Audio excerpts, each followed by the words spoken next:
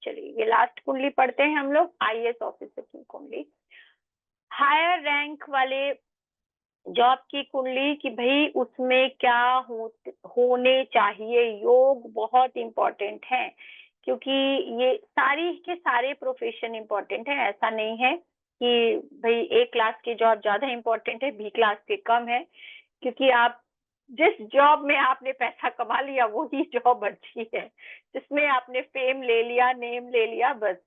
तो देखते हैं इसके सूत्र क्या है।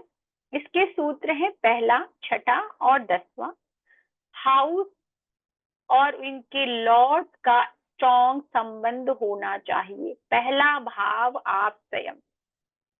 जब हम किसी ऐसी चीज के बारे में बात करते हैं जहां आप सेल्फ रिप्रेजेंटेटिव होते हो, जहां आप अथॉरिटी की बात करते हो, तो पहला लग्न हो गया, छठा आपका कंपटीशन हो गया और 10वां आपका कर्म हो गया। इनका संबंध बहुत स्ट्रॉन्ग तरीके से होना चाहिए, लग्नेश स्ट्रॉन्ग होना चाहिए, तीसरा भाव भी स्ट्रॉन्ग होना चाहिए। ऐसा नहीं है कि तीसरा भाव स्ट्रॉन्ग नहीं होना चाहिए, क्योंकि तीसरा भाव आपके एफर्ट को बताता है, आप कितना एफर्ट करोगे। बाकी चौथा और पांचवा वो तो लगेगा ही लगेगा, क्योंकि वहां पर आपके स्टडी को बताता है, हार्ड वर्क को बताता है, आप जो पढ़ रहे हो। अच्छा, यहाँ पर चौथे और पांचवे की उतनी ज्यादा इंपॉर्टेंस क्यों नहीं आती, बताइए, कोई बताएगा? चौथे और पांचवे की उतनी ज्यादा इंपॉर्टेंस क्यों नहीं आती जितनी सिक्स्थ की आती है? पूजा जी क्वेश्चन रिपीट करेंगे एक बार? जब हम आईएएस लेवल की बात करते हैं, पीसीएस लेवल की बात करते हैं, ए ग्रेड जॉब की बात करते हैं, गजेटेड ऑफिसर्स की बात करते हैं, तब वहां पर चौथा और पांचवा भाव मैंने इतना मेंशन क्यों नहीं किया, बल्कि छठे भाव को इम्पोर्टेंस दी। पढ़ाई तो इसमें भी करनी पड़ती है। हाँ, कंपटीशन के थ्रू है तो एजुकेशन से ज्यादा कंपटीशन इसमें। यस, करेक्ट करेक्ट, बिल्कुल, आप सबको पता है। लेकिन मैं चाह रही थी सब लोग थोड़ा जाग जाएं, क्योंकि थोड़ा नींद आने लगती है ना फिर थोड़ी देर बाद। जग तो रहा है।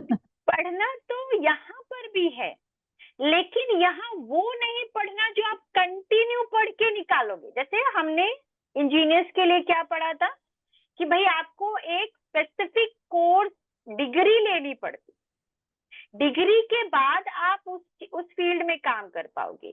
सीए की कुंडली में, डॉक्टर्स की कुंडली में चौथा और पांचवा भाव क्यों इंपॉर्टेंट था?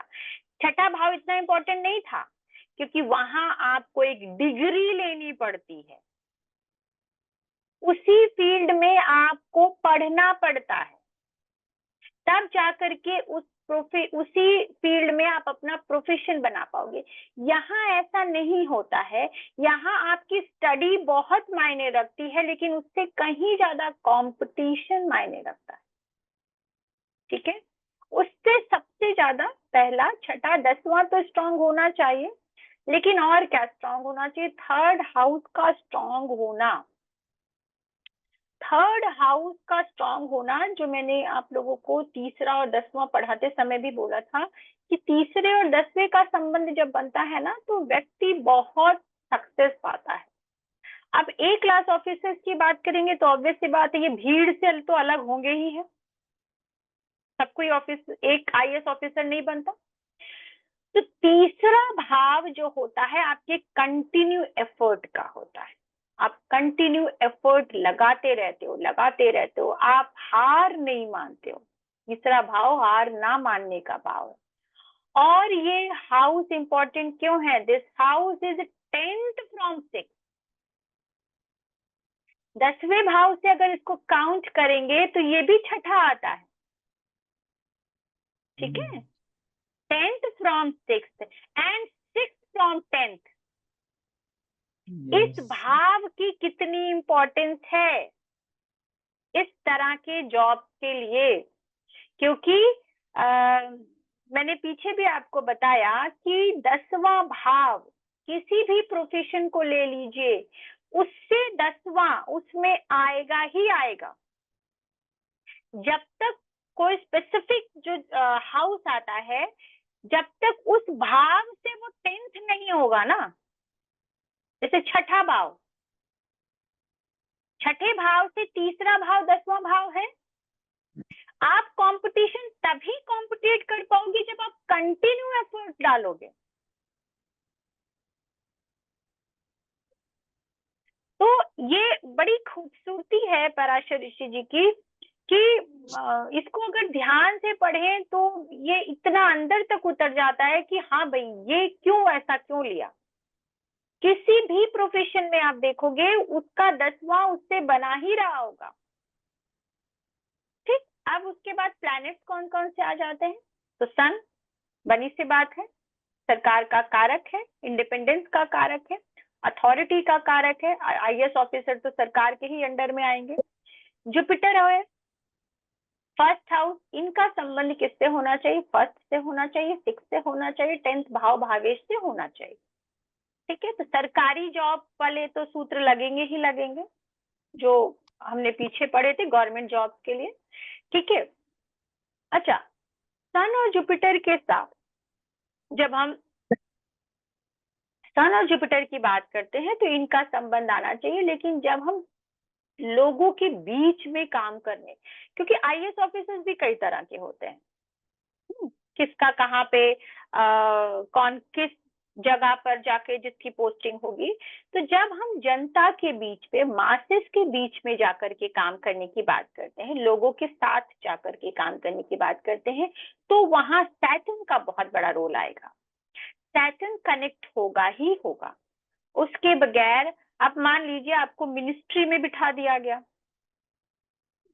कि भाई आप जाके गवर्नमेंट के ऑफिस में बैठिए और किसी प्राइम मिनिस्टर के साथ काम करिए, तो वहां सैटर्न का काम नहीं आएगा। लेकिन जब आपको किसी जनता के बीच में जनता का काम दिया जाएगा आईएएस ऑफिसर्स के रूप में, तो सैटर्न का रोल बहुत इंपॉर्टेंट है। अमात्य कारक ग्रह जो हमें धन देने वाला ग्रह है, उसका स्ट्रॉन्ग होकर केंद्र में होना। यहाँ पे देखिए, केंद्र भाव जो होते हैं पापी भाव होते हैं, ने पढ़ा था, केंद्र भाव जो होते हैं वो पापी भाव होते हैं। अब पाप प्रभाव में होना किसी आईएएस ऑफिसर का जा करके इतने बड़े रैंक में बैठ करके किसी चीज को गवर्न करना, तो ऑब्वियस सी बात है अगर उस व्यक्ति के अंदर स्ट्रेंथ नहीं होगी, लग्न बली नहीं होगी, तो वो कर पाएगा, नहीं कर पाएगा। तो अमात्य कारक ग्रह का स्ट्रॉन्ग होकर केंद्र में होना, बली अमात्य कारक, ये एक शर्त ये है कि वो केंद्र में हो, स्ट्रॉन्ग होकर हो, ऐसा नहीं कि नीच का हो, ये भी है, स्ट्रॉन्ग होना चाहिए, बली होना चाहिए, डायरेक्शनल स्ट्रेंथ में हो, अपनी राशि का हो, ठीक है, मित्र राशि का हो। और बली अमात्य कारक अगर किससे संबंध बनाए, तीसरे या 11वें में हो, तो नेटिव अपनी जॉब को बहुत अच्छे से और अच्छी पोजीशन से खत्म करता है। अमात्य कारक का संबंध अगर कहाँ से हो जाए, केंद्र से ना भी हो लेकिन तीसरे और 11वें से हो जाए, तो नेटिव अपनी जॉब को अच्छे से कंप्लीट करता है, फुलफिल करता है और प्रमोशन भी पाता है। D9 में अगर अमात्य कारक ग्रह आत्मकारक ग्रह से केंद्र में हो, D9 में, ये सूत्र आप समझिए, D9 में अगर अमात्य कारक आत्मकारक से केंद्र में हो या फिर कहाँ हो, 3 या 11 भाव में, जहां पर भी आपका आत्मकारक मतलब हाईएस्ट डिग्री ऑफ प्लैनेट, जो आपकी कुंडली का हाईएस्ट डिग्री ऑफ प्लैनेट है, उससे या तो केंद्र में हो या फिर उससे तीसरे या 11वें भाव में हो, तो इंसान की जो जॉब है वो हर्डल फ्री होती है, आराम से अपनी जॉब कर लेता है। तो ये दो चीजें आपको सूत्र मिली। और फिर वही बात कि समय पर दशा का होना, तो लगा लेते हैं सूत्र, हमारे पास कुंडलियां हैं तो एक एक सूत्र लगाते हैं। तीसरे भाव का बली होना, तो तीसरे भाव का स्वामी लग्न में गया, लग्नेश का बली होना, लग्न का बली होना, ये सारी चीजें बहुत इंपॉर्टेंट है। तो लग्नेश कहाँ बैठा हुआ है? केंद्र में बैठा हुआ है और पंचमेश के साथ बैठा है, लग्नेश बली हो गया, लग्नेश बली हो गया। तीसरा भाव, तीसरा भाव बली हो गया, तीसरे भाव का स्वामी लग्न में जाके बैठा है और अपने भाव को दृष्टि दे रहा है।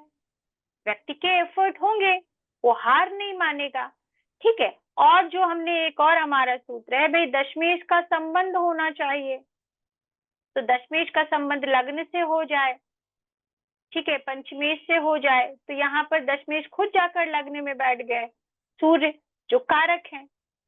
और जुपिटर का संबंध हो जाए तो जुपिटर का संबंध लग्नेश से भी है और दशमेश से भी है, दशम भाव से भी है, दशमेश से नहीं लेकिन दशम भाव से है। षष्ठेश किसके साथ बैठे हैं? पंचमेश के साथ बैठे हैं। षष्ठेश पंचमेश के साथ बैठे हैं। पंचम भाव मंगल जो है आपके लग्नेश भी है और षष्ठेश भी है। षष्ठेश कितने स्ट्रांग हो गए देख लीजिए आप। जुपिटर यानी कि पंचमेश के साथ बैठ करके कहा किसको दृष्ट कर रहे हैं? लग्नेश, षष्ठेश और दशमेश का संबंध होना चाहिए, तो हो गया संबंध, ठीक है। दशमेश खुद लग्न में जाकर बैठ गए, ये फुलफिल हो गया। तीसरा भाव स्ट्रांग होना चाहिए, तीसरा भाव स्ट्रांग हो गया, ठीक है। सैटर्न की बात आती है तो सैटर्न लग्न में बैठे हुए हैं, तीसरे भाव को देख रहे हैं, तो जनता के बीच में जाकर के काम कर सकते हैं। और दशम भाव को, दशमेश और दशम दोनों को से संबंध बना रहे हैं, तीनों ग्रहों का संबंध आ गया। अब और क्या बचा? अब ये बचा कि भाई अमात्य कारक को ढूंढ लेते हैं कि अमात्य कारक और कुछ बचा। देखिए ये हो गया, तीसरा भाव स्ट्रांग हो गया, 1 6 10 का संबंध भी आ गया, सन जुपिटर का भी आ गया, सैटर्न का भी आ गया। अमात्य कारक को देख लेते हैं, फिर D9 में पहुंचते हैं। तो अमात्य कारक ग्रह कौन है इस कुंडली में, जरा देखिए, देख के बताइए। मरकरी और जुपिटर के बीच में। करेक्ट, मरकरी और जुपिटर के बीच में है, तो इनकी कुंडली में आई हो मरकरी ही है, फिर भी एक बार मैं चेक कर लेती हूँ जितना मुझे याद है। सैटर्न है, सैटर्न। चलो देख लेते हैं।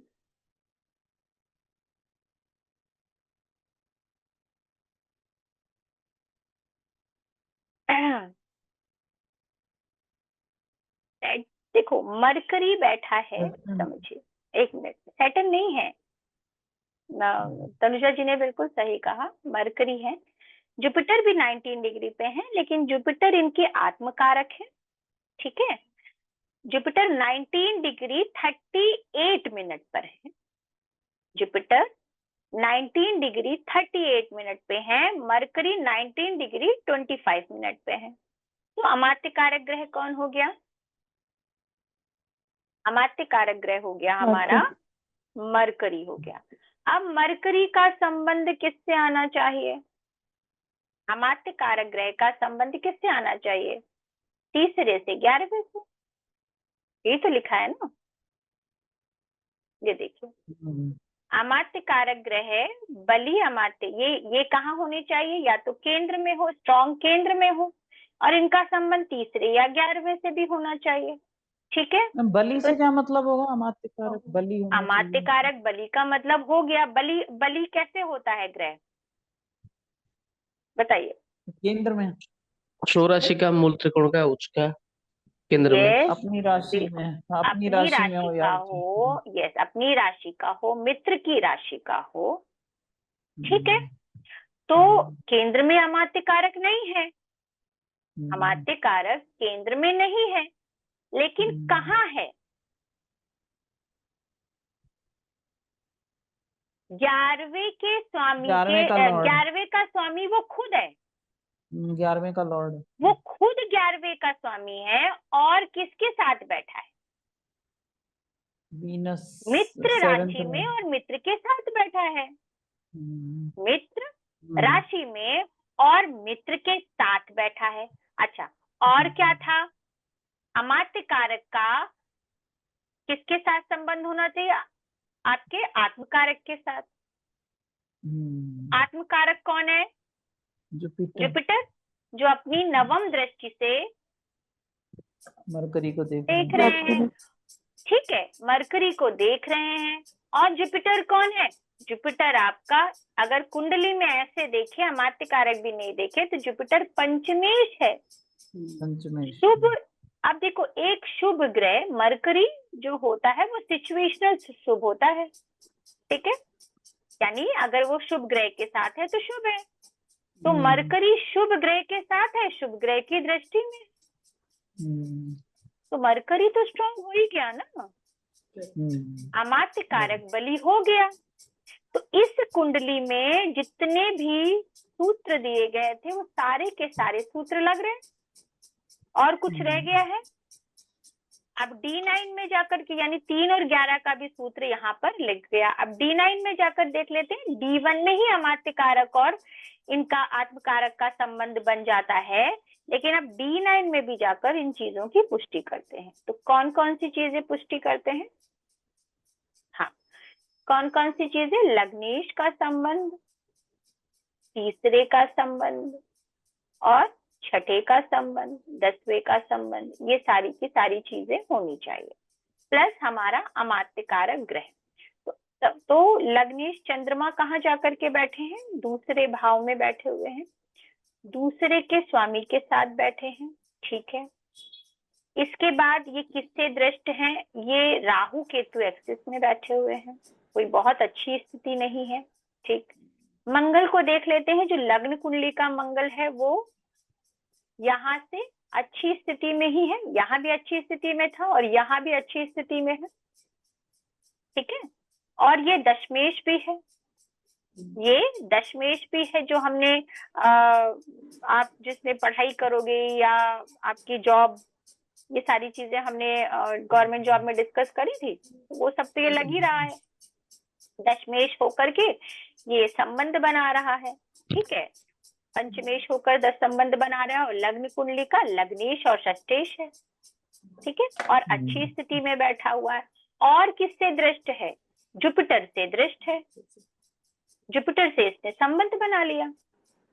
जुपिटर की नवम दृष्टि लग्न पर भी है और दशमेश पर भी है, पंचमेश पर भी है, और लग्न कुंडली के मंगल पर भी है।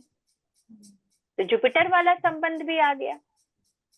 ठीक, अच्छा, उसके बाद क्या रहा कि हमारा D9 कुंडली में अमात्य कारक, D9 कुंडली में अमात्य कारक और आत्म कारक का संबंध हो, या तो वो केंद्र में बैठे हो। तो यहाँ देख लीजिए, ये दोनों की केंद्र का मतलब केंद्र ही हुआ, एक दूसरे के साथ बैठे हैं, एक साथ हैं। ठीक है, तो या तो यहाँ बैठा होता या यहाँ बैठा होता, ठीक, या यहाँ बैठा होता या यहाँ बैठा होता, तो केंद्र हो जाता।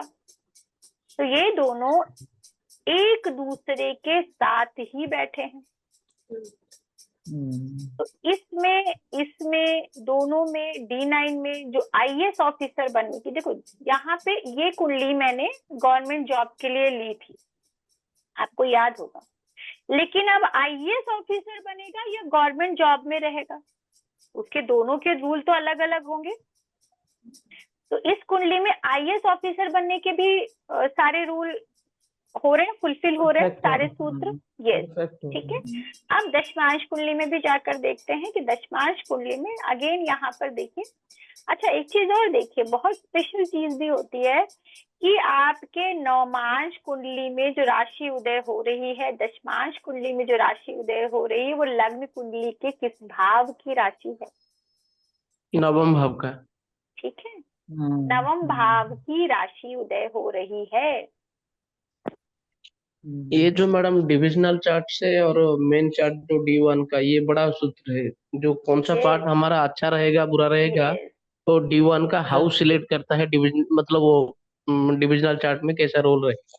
बिल्कुल, आपके प्रोफेशन में भी वो बताता है कि आपको कौन से हाउस का उदय हो रहा है तो आप कहाँ जाओगे, उसमें भी वो हेल्प करता है। ये देखो, ये अथाह सागर है, आप जितना पढ़ोगे ना आपको कम ही लगेगा कि अरे ये तो बताया ही नहीं इन्होंने।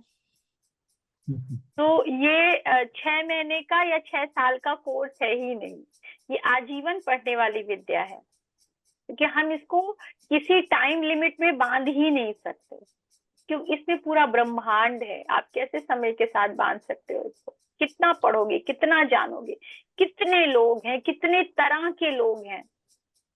ठीक है, हम अपनी 5 उंगलियों को बराबर से देख नहीं पाते, कितना भी करने की कोशिश करो एक जैसी नहीं हो सकती। तो जब हमारे अपने शरीर के अंगों में इतनी भिन्नता है, तो दुनिया के कितने लोगों में कितनी भिन्नता, आप किन किन सूत्रों को पकड़ोगे। और यही 12 खाने, क्या वो किसी डिविजनल चार्ट के हों, यही 9 ग्रह, 27 नक्षत्र।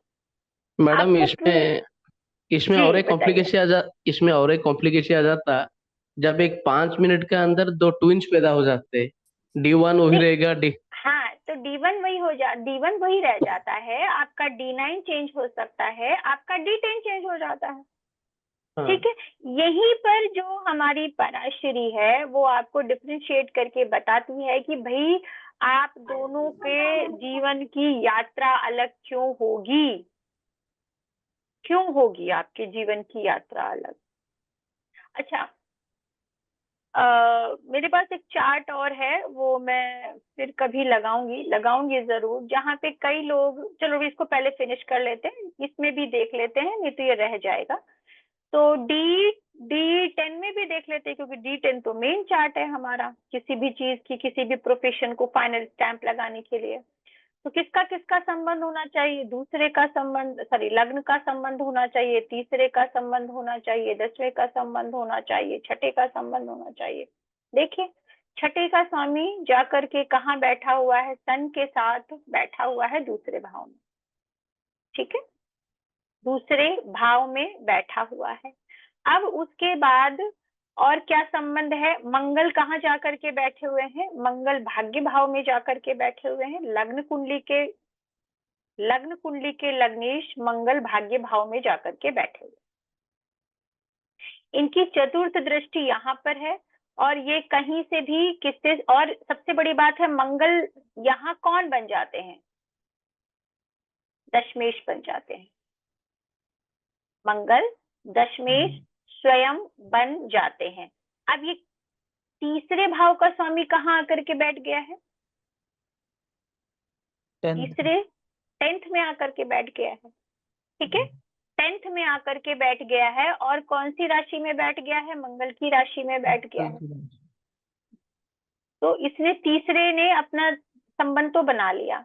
अब चंद्रमा को देखते हैं कि चंद्रमा कहाँ है भाई, चंद्रमा उच्च का होके बैठा, चंद्रमा उच्च का होकर के बैठा है। जुपिटर जो है आपके षष्टेश होकर के किससे संबंध बना रहे हैं, षष्टेश होकर के ये आपके, देखिए कहाँ दृष्टि डाल रहे हैं, शनि पर दृष्टि डाल रहे हैं, और कहाँ दृष्टि डाल रहे हैं, मरकरी तीसरे भाव के स्वामी पर दृष्टि डाल रहे हैं, और 10वें भाव पर दृष्टि डाल रहे हैं। और इनका अमात्य कारक ग्रह कौन था, मरकरी। मरकरी मरकरी खुद जाकर के बैठ गया है 10वें भाव में, और जुपिटर उससे संबंध बना रहा है, यहाँ पर भी बना रहा है, यहाँ पर भी बना रहा है। ठीक, तो जितने भी शर्तें थी वो सारी की सारी फुलफिल हो रही है। षष्टेश आपके दूसरे भाव सन के साथ, कारक के साथ बैठ करके आपका छठे भाव को दृष्ट कर रहे हैं, और दशमेश को दृष्ट कर रहे हैं। तीसरे का स्वामी स्वयं जाकर के 10वें भाव में बैठ गया है, जो अमात्य कारक है, और आत्म कारक से त्रिकोण में है, और आत्म कारक उसको दृष्टि दे रहा है। तो आपकी ये बताता है, और लग्नेश जो स्वयं लग्नेश है दशमांश कुंडली का, वो उच्च का होकर कहाँ बैठ गया, 11th हाउस में। 11th हाउस में। 11th से भी उसने संबंध बना लिया। तो जितने संबंध तीसरे का, 11वें का, ठीक है, अमात्य कारक ग्रह का संबंध आपका डिविजनल चार्ट में भी तीसरे से 11वें से होना चाहिए। तो यहाँ पर आपकी D1 कुंडली में वो स्वयं 11th लॉर्ड था और D10 कुंडली में 3rd लॉर्ड हो गया। तो ये आपकी सारी की सारी शर्तों को पूरा करता है